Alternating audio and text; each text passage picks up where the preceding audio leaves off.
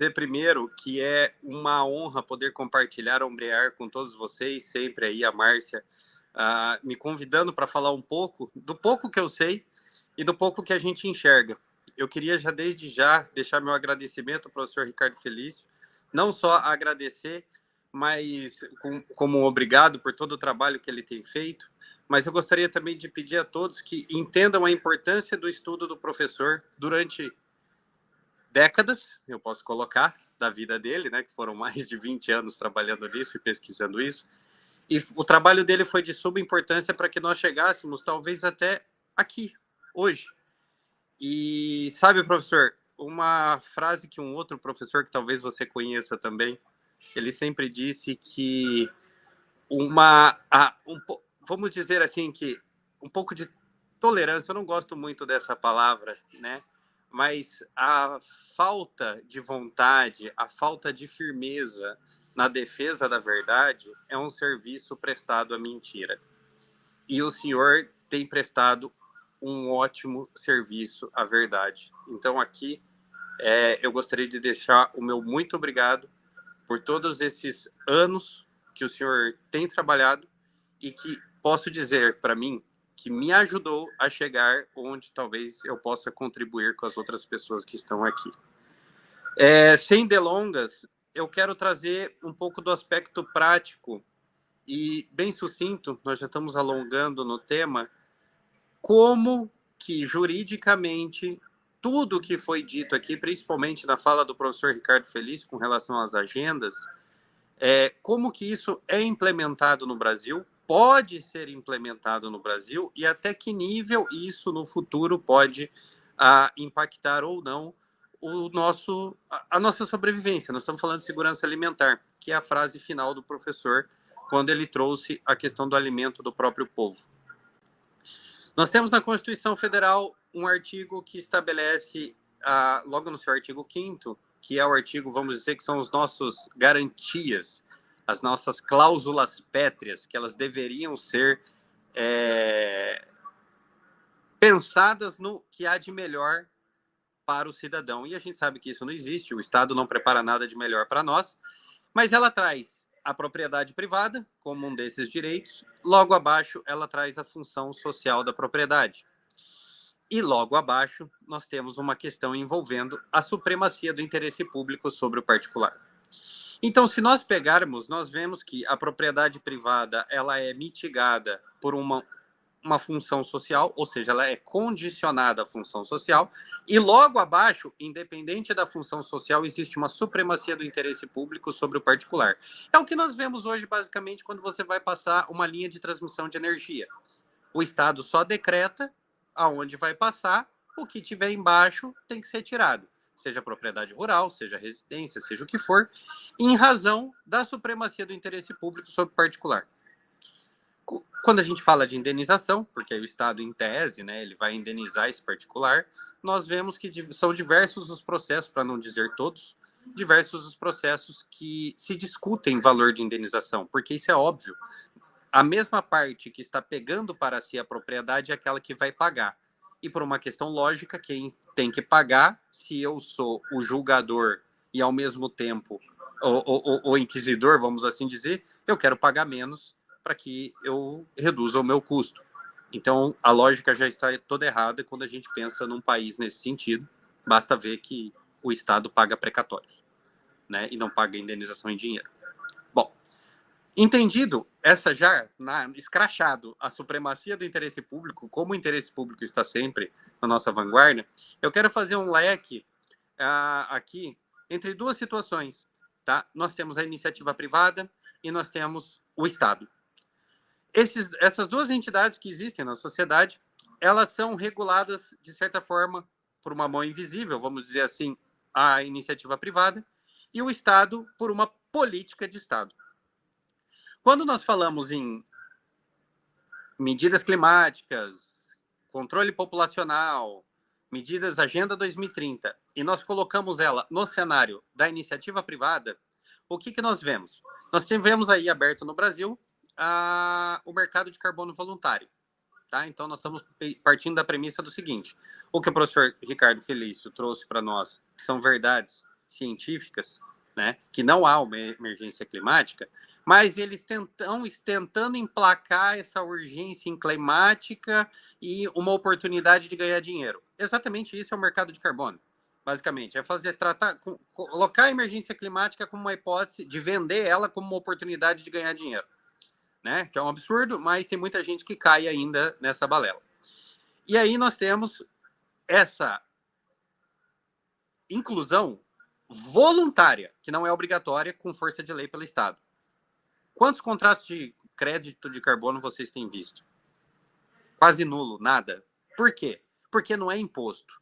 Você está reduzindo o seu direito de propriedade, você está restringindo o seu uso de determinadas áreas por contratos de 30 anos, você está aumentando o seu custo de produção e lá no final você vai ter um produto, né? Vamos colocar de forma voluntária, que não é obrigatório, você vai ter um produto com custo mais alto, diferenciado, e que talvez aquele consumidor, nas circunstâncias que ele está hoje no Brasil, ele não quer comprar a batata orgânica que ela não polui o mundo e garante que não vai aquecer 1,5 graus. Não, o seu João e a dona Maria vai no supermercado e ele vai olhar a batata Mona Lisa e ele quer saber se a batata Mona Lisa já reduziu de R$ 12 o quilo. É esse o ponto. Isso é o mercado, iniciativa privada, voluntário.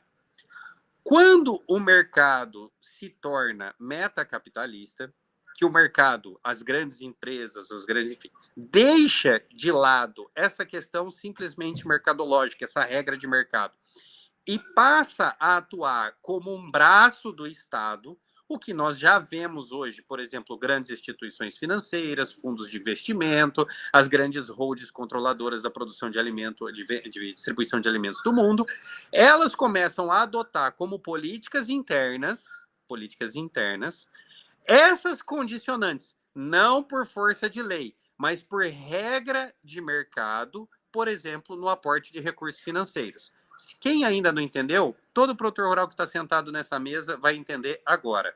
Até esses dias, a gente falava de plano ABC. Eu vou contratar um plano ABC Plus para fazer reforma de pastagem degradada. Você tinha uma taxa de juros e contratava. No último plano safra, quem aderisse aos financiamentos que supostamente contribuiriam no combate à emergência climática teria uma taxa de juros menor.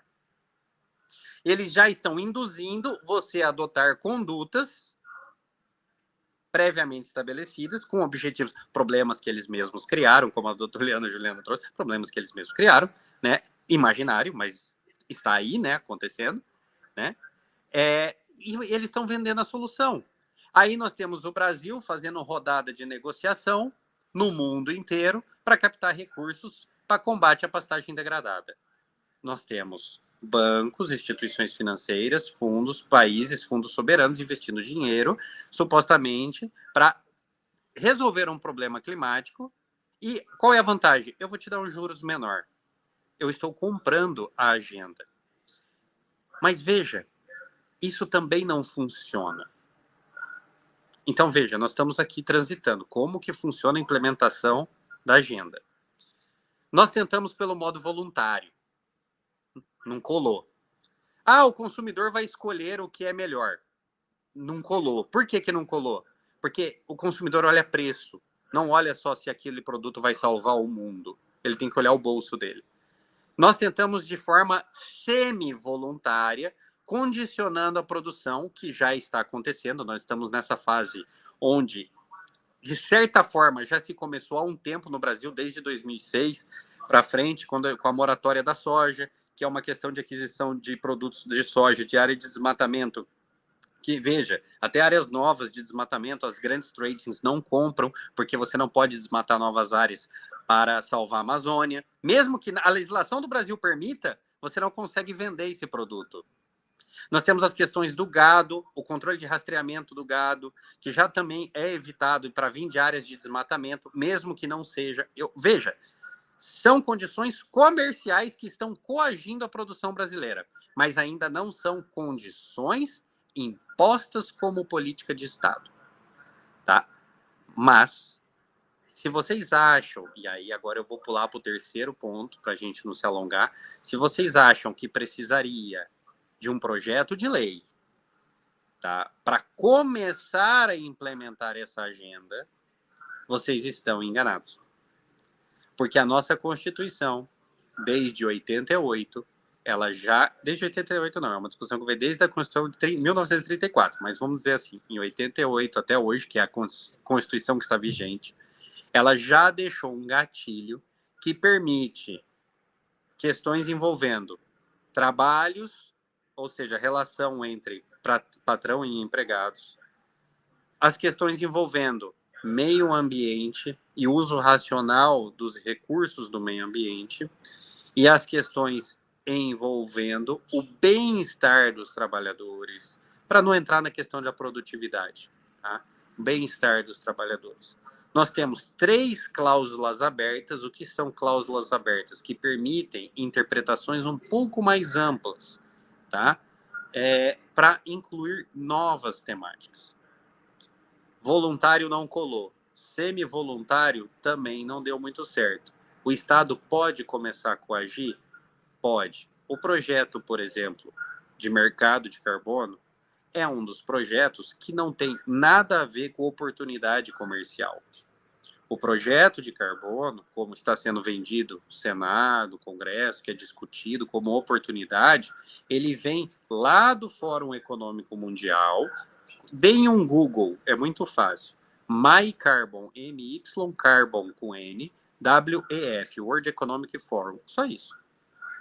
Vai aparecer como o mercado de carbono pode ser o novo indutor de condutas éticas ou não. Veja, nós pegamos simplesmente, professor Ricardo, um gás que está disperso, que ele está em qualquer molécula, que ele é necessário para a sobrevivência do mundo e que, por uma providência divina, Deus aumentou essa concentração de CO2 para que as plantas não se extinguissem, e toda vez que ele aumenta, nós temos um incremento, um desenvolvimento humano, de certa forma, né? Vamos ter outros fatores, mas que é o gás da vida, né? E ele sendo utilizado para controle populacional. Por quê?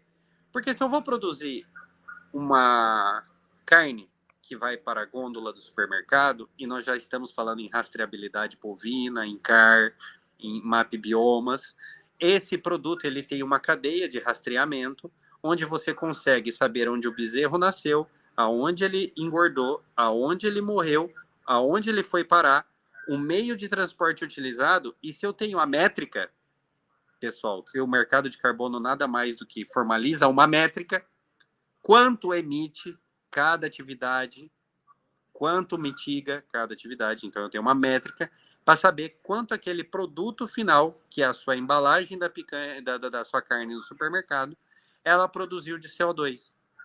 Aí vem o seu controle. Por quê? Porque cada um de nós vai ter que pagar pelo seu carboninho. São as novas taxações. Hoje você vai comprar uma passagem aérea e já tem uma pergunta para você. Você quer compensar as emissões de carbono? Vocês já imaginaram que embaixo da taxa aeroportuária tem a compensação de carbono para a utilização do transporte aéreo? Por que não na gôndola do supermercado, quando você escolher produtos potencialmente lesivos à mudança climática? Sim. Você penaliza aqueles produtos que supostamente são danosos ao clima, como função social da Terra. Mas, André, você falou de mercado de carbono e está falando de função social da Terra? Sim, porque a função social da Terra é a condicionante da manutenção do seu direito de propriedade. Lembra que eu trouxe para vocês da Constituição Federal? A Constituição Federal estabelece toda propriedade tem que observar a função social sob pena de ser submetida à reforma agrária. Ou, né? E aí nós vamos colocar um ou. A função social da terra pode ser impostas, por exemplo, como o mercado de carbono, no oferecimento de créditos, na compra de produtos, na oneração de impostos como o ITR, como já foi discutido pelo o atual secretário da reforma tributária do governo, que é condicionar o ITR a produtividade dos imóveis, alta produtividade dos imóveis, levando em consideração, inclusive, o aquecimento global, as mudanças climáticas. Então, nós estamos falando aí de coisas loucas, né? Pastagem degradada, essas coisas hoje, que não interferem muito no ITR, vai passar a interferir pela lotação de animal por hectare, por exemplo. Então, nós temos todas as condicionantes fincadas na nossa Constituição. E o grande discussão é, não, mas nós temos o Congresso Nacional. Quantos deputados, senadores, enfim, uma base organizada está disposta a tirar, por exemplo, da Constituição Federal a função social da terra? Isso não vai acontecer. Desculpa, a realidade. Isso não vai acontecer. Quantas pessoas estão dispostas a retirar o mercado de carbono que é supostamente virtuoso? Isso não vai acontecer, porque é vendido como uma oportunidade. E não somente isso. Nós temos ainda pessoas que querem justificar essas medidas como oportunidades, por exemplo, sequestro de carbono, vou dar só um exemplo, sendo que o próprio sequestro de carbono ele é submetido a uma métrica, me corrija se eu estiver errado, Juliana, professor Ricardo e todo mundo, a métrica não é nossa, senhores. Está numa agência em Bruxelas, está numa agência em Haia. E se aquela caneta de lá achar que o capim não sequestra carbono, ainda que a física, a fisiologia da planta diga ao contrário, se aquela caneta disser que não, é não. E ponto, e resolvido, e não vai sequestrar nada. Então, assim, hoje, pessoal, nós temos um cenário de realidade, quero utilizar os mesmos termos usados pelos colegas aqui, o cenário de realidade, onde você olha para o mundo, enxerga o que está acontecendo, vê que nada do que eles dizem faz sentido, e em contrapartida, dentro do nosso aparato legislativo, judiciário, o judiciário hoje, está lá escrito, Agenda 2030, dentro do judiciário, o judiciário e o executivo, eles caminham dentro da narrativa que não condiz com a realidade. Nossa função hoje, não sei, eu acho que todos pensaram nisso, é nós podermos levar informação para vocês, é dar ferramentas para vocês, para que vocês possam, com essas ferramentas, talvez tirar um pouco a trava do olho que já esteve em mim e ainda está em alguns assuntos. A Juliana deu um leque aqui que eu não tinha prestado atenção numa questão que eu bati, eu falei, nossa, faz sentido. Então, tem algumas situações que a gente precisa tirar a trava do olho para começar a enxergar, para poder, primeiro, pessoal, não adianta a gente buscar a solução em Brasília se o seu vizinho ainda não acordou. A nossa discussão, ela começa dentro de casa. A nossa discussão começa, se vocês me permitem hoje, dizer que Deus não errou na criação. Porque, querendo ou não querendo, toda essa discussão hoje, vou parafrasear o professor Ricardo, que existe uma questão espiritual, ela visa confirmar que Deus errou na criação. Só que Deus não erra. Se ele mandou crescei-vos e multiplicai-vos, é porque não tinha limite. Quem estabeleceu o limite foi ele no dia do juízo final. Não tem limite. O limite é ele que estabelece. E a gente não consegue explicar como a providência divina entrando num declínio de CO2 para a produção rural, e a gente tem diversas experiências em estufa de incremento de CO2 e redução de CO2, o quão é benéfico e quão é maléfico para as plantas, arroz, feijão, entre todos esses estudos, mostrando que parece que sim, Deus estava ali dizendo assim, não, opa, deixei cair demais, e ele levanta um pouquinho e volta, como se você fala assim, mas como isso voltou? Não, eu não sei, voltou. Deus não errou na criação.